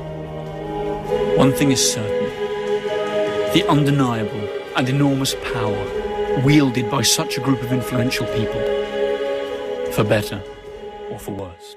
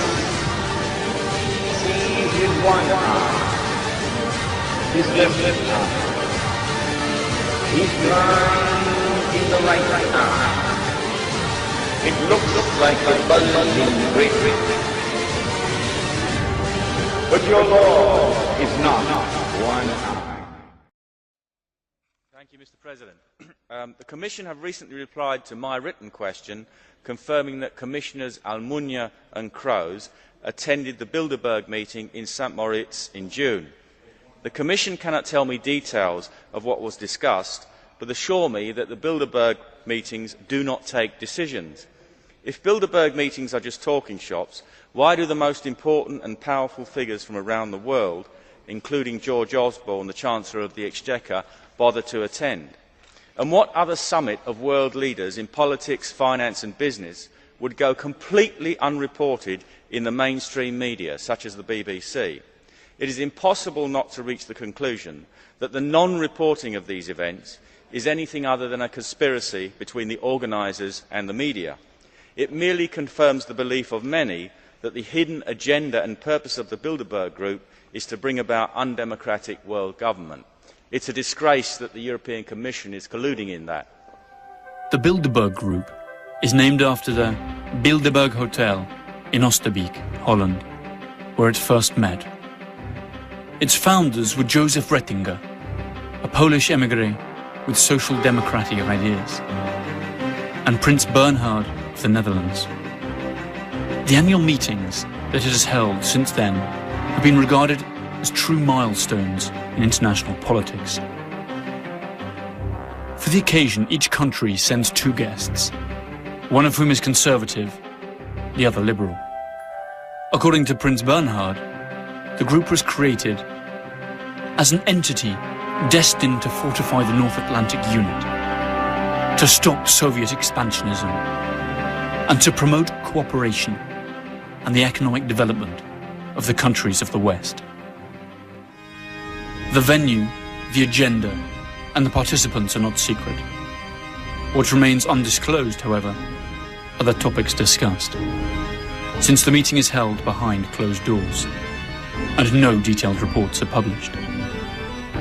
The conference takes place during a weekend in May, and lasts 3 full days, usually a few weeks before the G8's annual meeting. A fleet of black limousines drives the guests to a luxury hotel or palace of choice. Security is tight and includes members of the attending countries' secret services. Past and present participants of the Bilderberg Group include the CEOs of France Telecom, Coca-Cola, Danone, Heineken, JP Morgan Chase, high-ranking British, American and European officials and cabinet members, and the editors of newspapers such as El País, La Repubblica, Le Figaro, the New York Times, Die Zeit, and the Wall Street Journal, among others.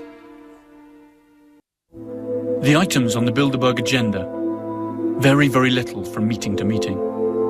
A state-of-the-world analysis, discussions on security in the West, debates and economic and political trends in the developed countries, as well as discussions on nuclear energy, and lately, biotechnology. Other famous guests at the group's meetings have included Giovanni Agnelli, then president of Italy's Fiat auto giant, and Henry Kissinger. Bill Clinton, Tony Blair, and Angela Merkel attended before assuming public office, as did Kofi Annan, the former Secretary General of the UN. Annan was married to Raoul Wallenberg's niece. Wallenberg, as we stated before, is the patriarch of the powerful Swedish family that has supported the group from its very beginning. Other participants have included Henry Ford II, Georges Pompidou, Helmut Schmidt, and Baron Edmund de Rothschild, together with the father of the American atomic bomb, J. Robert Oppenheimer. More names follow: Donald Rumsfeld, Alan Greenspan, George Soros, David Rockefeller, Queen Beatrice of the Netherlands, and US Senator and former presidential candidate, John Kerry. The list, while incomplete, represents the greatest amount of economic and political power ever concentrated in one single organization. Something must replace governments, and it seems to me that private power is the adequate entity to do it. Half-century, an elite organization called the Bilderberg Group has met annually all around the world in total secrecy, behind closed doors and with no official press coverage. It started in 1954 when the world's most powerful people joined forces in the Netherlands at Hotel Bilderberg, where Prince Bernhard, a former Nazi party member, was integral in its formation. Last year it was in Zurich, Switzerland. It was believed that the group discussed how to handle the Arab Spring at that conference. And this year they're meeting in the wealthy city of Chantilly, Virginia, right next to Washington, D.C. The group is comprised of 130 or so of the world's top elites in politics, banking, food, oil, media, and national defense. Some of the most notable attendees have been Ben Bernanke, Bill Clinton, Timothy Geithner, Bill Gates, Tony Blair, and Colin Powell. Others include Queen Beatrix of the Netherlands, Prince Charles, George Soros, and Alan Greenspan. Henry Kissinger and David Rockefeller are integrally involved as members of the Bilderberg Steering Committee, which is responsible for carefully crafting who will be attending the meetings every year. Some have called the Bilderberg Group a harmless think tank or just a discussion group, but people who've been following it for years say there's something much more sinister at the root. They claim that the group gets together to plan world policy for a new world order of global domination at the subjugation of the rest of humanity. Unfortunately, you won't hear much of a peep about the group's dealings or even the existence of it on the corporate media. This could be because the media moguls that have attended are sworn to secrecy. Check out what Rockefeller has said about the media coverage of Bilderberg.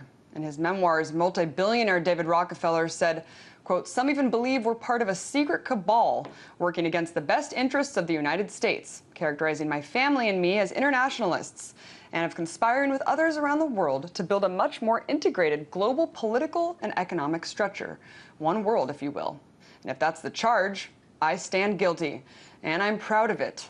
He also allegedly said that he's grateful to media outlets like the Washington Post, the New York Times, whose magazine directors have attended their meetings and promised to keep it discretionary for almost 40 years, saying it would have been impossible for the group to develop its plan for the new world if it would have been subject to the lights of publicity during all those years. And while the public might not know exactly what's going on there, many people agree that the people who attend the meetings are the world's most powerful movers and shakers. Just take a look at this Drudge poll.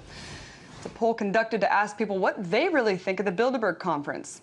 Over half of the people that polled said that the people who attend the conference are the real power masters of the world.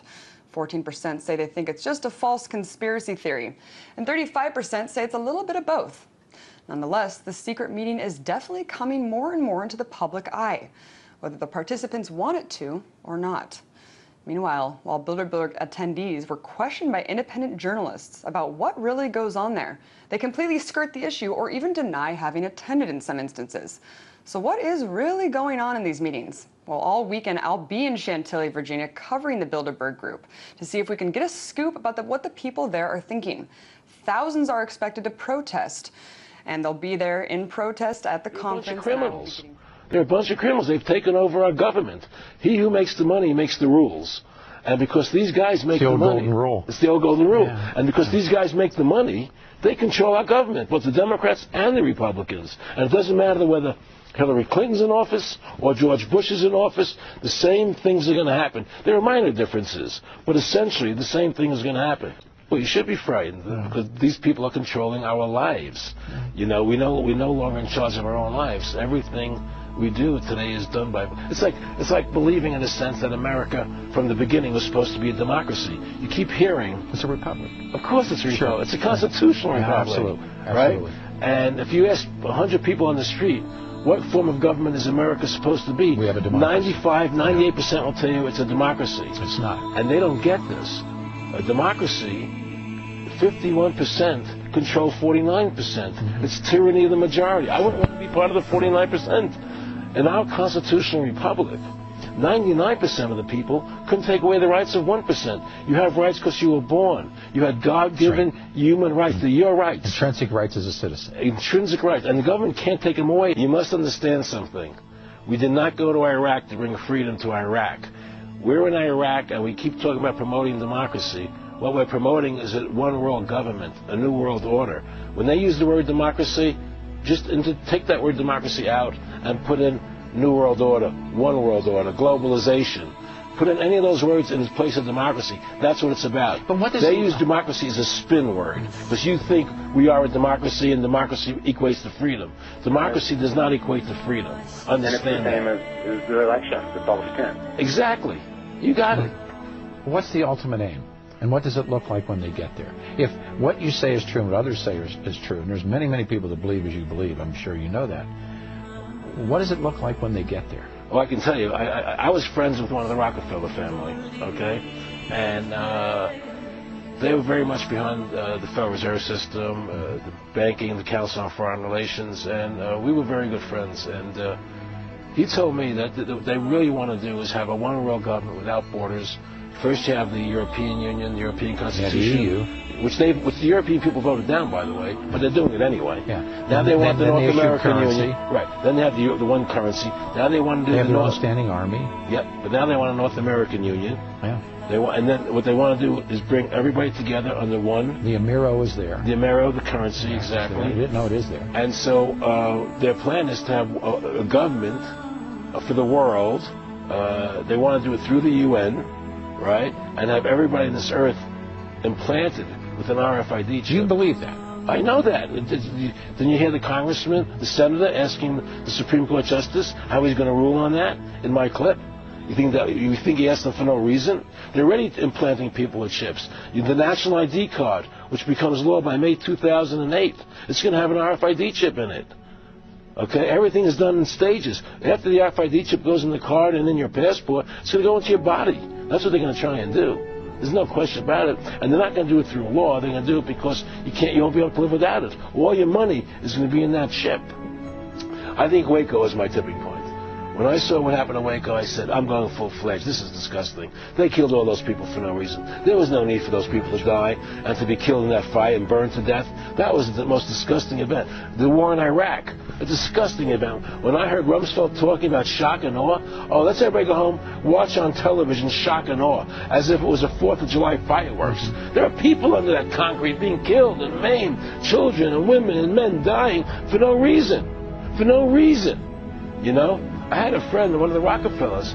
He said to me, Aaron, what do you think women's liberation was about? And I said, I think I had conventional thinking. And I said, I think it was about women having equal right to work with men, equal pay, you know. He said, you know what, Aaron, you're an idiot. And he started to laugh at me. I said, what do you mean? He said, you want to know what that was about? I said, tell me. He said, we, the Rockefeller Foundation, financed that women's lib movement. You want to know why? For 2 reasons. Half the population wasn't taxable before. And the second reason is, now the kids go to our schools at an early age, and we mold them. There's no more family at home to take care of the kids. The state becomes the family now, Aaron. You get it? And that's how this country is working. It's run by evil. It's run by evil forces. And people in this country better wake up to the truth and save this country from what's happening. David Rockefeller, also a member of the CFR, requested that his fellow Bilderberg members include Japanese representatives in the group, but the idea was turned down. He then created the Trilateral Commission, which compromises annual private meetings of some 350 people. Again, top businessmen and corporation executives, media moguls, politicians, and non-governmental organizations. At this time, including the Japanese. The idea was to create a trialogue involving Asia, America, and Europe. US President Jimmy Carter was present at several of its meetings. What the Trilateral is really up to is the creation of a world economic power, exceeding the political government of the nations involved. As managers and creators of the system, they will govern the world. During the 1980 presidential campaign, Ronald Reagan attacked Jimmy Carter by saying that there were 19 trilateralists, including Carter himself, in the administration. Reagan pledged that if he were elected president, he would not stop until he had exposed all of the secrets of the Trilateral Commission.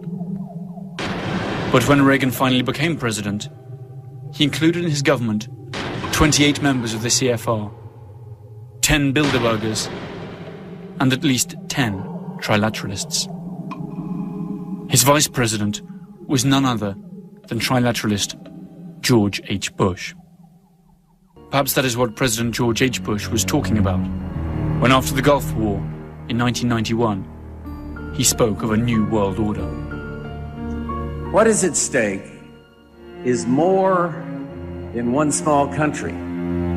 It is a big idea, a new world order, where diverse nations are drawn together in common cause to achieve the universal aspirations of mankind. What is clearly undeniable is that the most powerful people in the world are indeed accustomed to belonging to one secret society or another.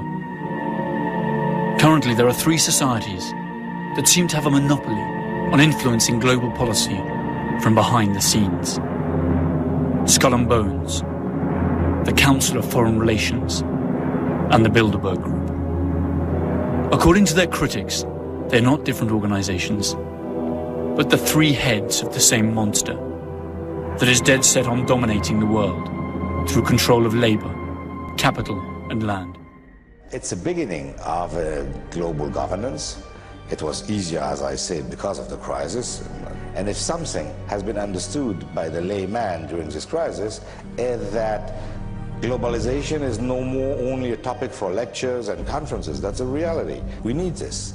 And I think everybody had clearly understood that now it's impossible to find a domestic solution to global problem.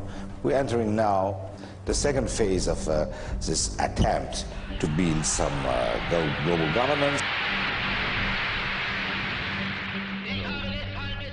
Maybe in layman's terms, this is one part of the government lending another part of the government money, which would not lead to long-term confidence once the American people understood the basics a little bit better.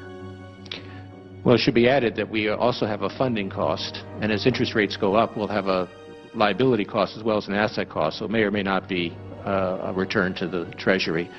I just might say that it's possible for a country to have a currency without a $1 trillion debt. Yes. Thank you, Mr. Chairman. Yeah. So, again, this is at the level of global governance something which I trust is of utmost importance.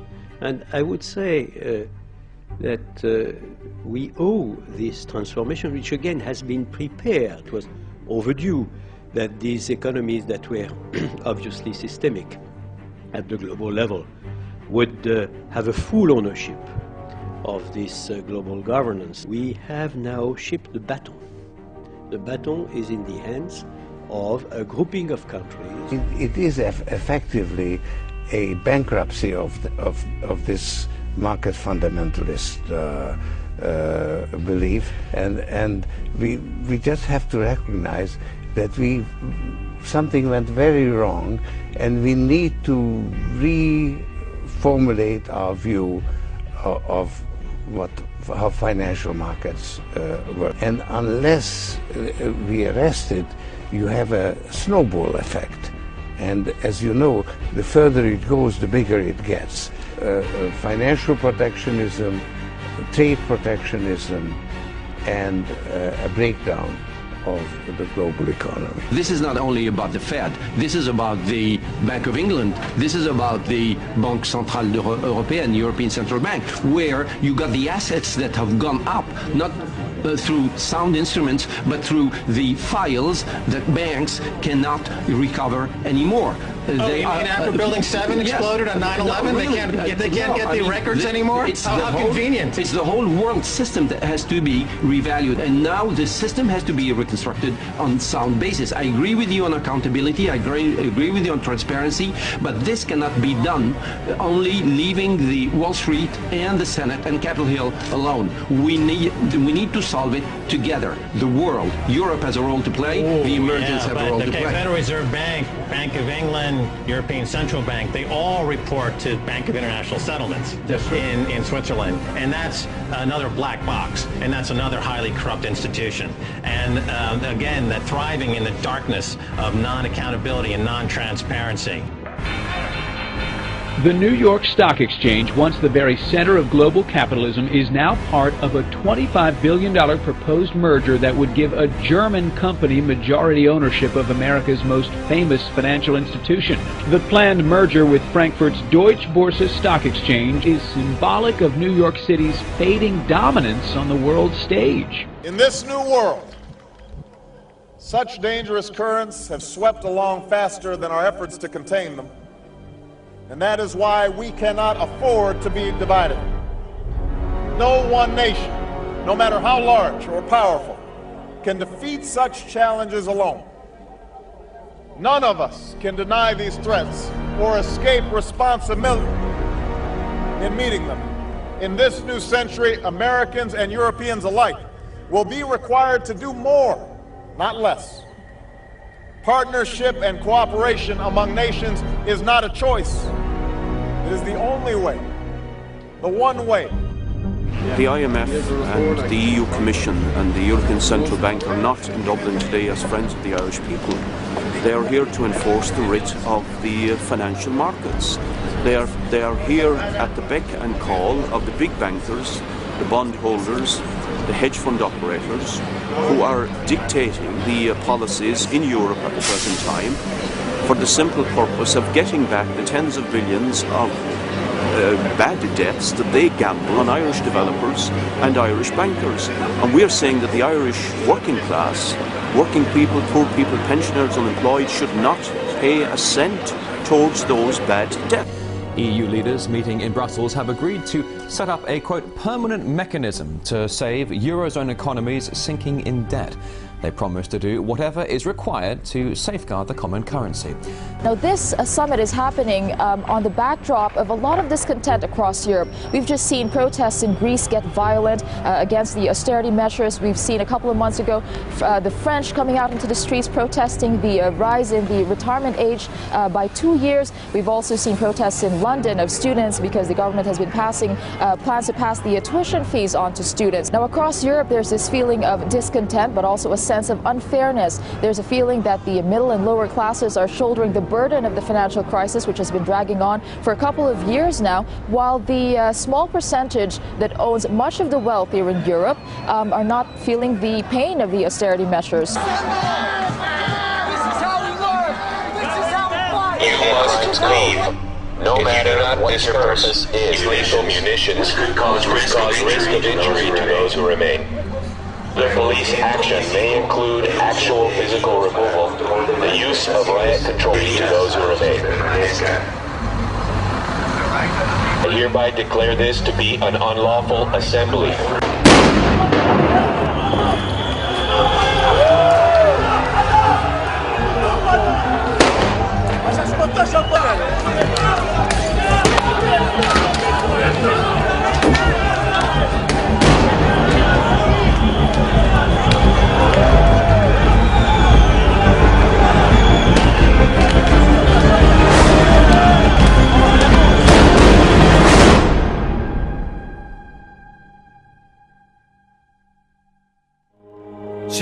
Industrial Revolution, we will see a fascinating sequence of events unfolding that seem to prove the conspiracy theory, or at least provide major arguments for it. First, the ever-increasing concentration of cash and other resources in a few private hands, such as banks and gigantic multinational corporations.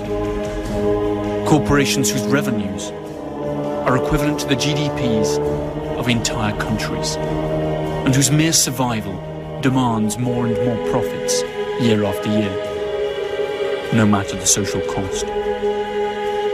Second, the creation of public multilateral control organizations that are actually nothing but the public arm of powerful private interests. These organizations include the American Federal Reserve, the World Bank, and the IMF. Third, the undeniable advance of the process known as privatization. That is, taking non-renewable natural resources, communication infrastructures, heavy industries, as well as defense, health, and banking systems, out of the hands of the people and delivering them into the clutches of profit-hungry private corporations. Fourth, the phenomenon of cultural and financial globalization, that in truth amounts to little more than the imposition of a dominant cultural and economic system upon those of peripheral countries. Fifth, the creation of worldwide conflicts and stereotypical enemies to manipulate public opinion and destroy any possibility of discussion or dissent, leading to the actual loss of many of the most elementary democratic rights. The US Patriot Act of 2001 is a good example of this. When panic attacks, people tend to accept more and more control.